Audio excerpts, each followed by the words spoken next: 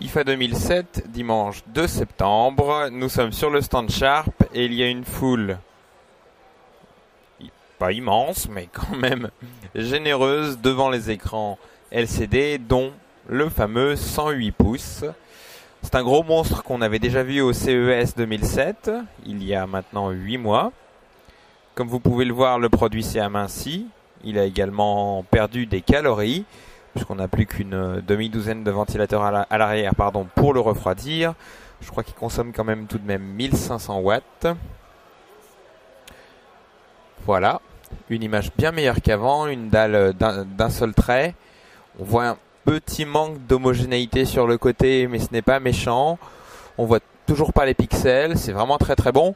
Si on veut un produit pour chez soi qui soit quand même bien plus réaliste, on peut se tourner vers ce 65 pouces ou le 57 pouces avec des designs un petit peu plus fins, donc moins de place perdue chez soi, un pied quand même imposant, de belles poignées pour le transporter, une épaisseur réduite.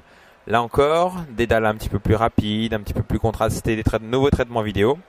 Ça c'est la gamme Premium chez Sharp. On continue, on passe ces téléviseurs 1080p, encore un modèle 108 pouces, il y en a partout. Il y en a simplement partout. Pour se diriger vers tous ces petits exemples de technologie, donc là, ce sont des gammes 52 pouces, 46 pouces avec le rafraîchissement en 120 Hz aux États-Unis, 100 Hz en Europe. Hop. Le 100 Hz, ça donne ça. Une image plus nette quand il y a beaucoup de mouvements comme ici. Ici, une démonstration de la dalle à contraste natif de TOE 3000 pour 1.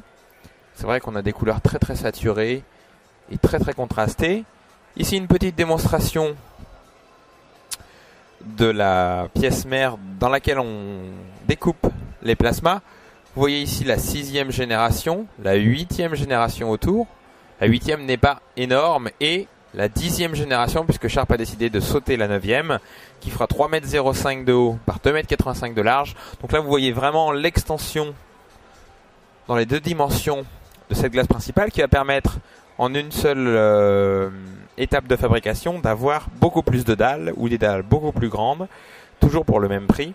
Ça va permettre, d'ici 2009-2010, d'avoir des produits vraiment beaucoup moins chers en LCD et encore plus performants, puisqu'on nous promet un rétro-éclairage de qualité et un contraste jamais atteint précédemment. On espère avec des LED, des produits également plus fins et des produits comme celui-ci avec un système RGB+2 qui permet d'avoir des couleurs étendues, un gamut, on appelle cela plus étendu.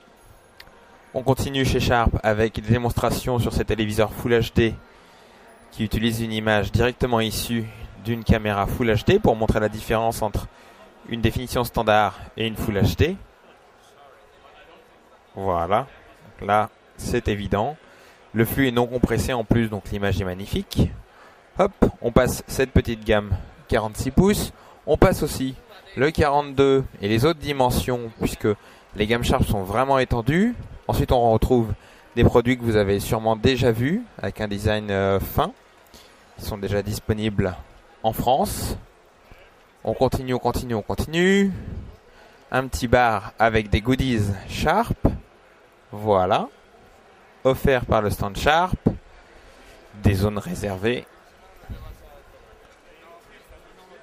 Et les produits que vous attendiez tous, ou peut-être pas du tout d'ailleurs, puisque on n'était pas vraiment au courant. Un lecteur Blu-ray qui aurait un prix, nous dit-on, vraiment réduit. On entend du 550-600 € de ci, de là.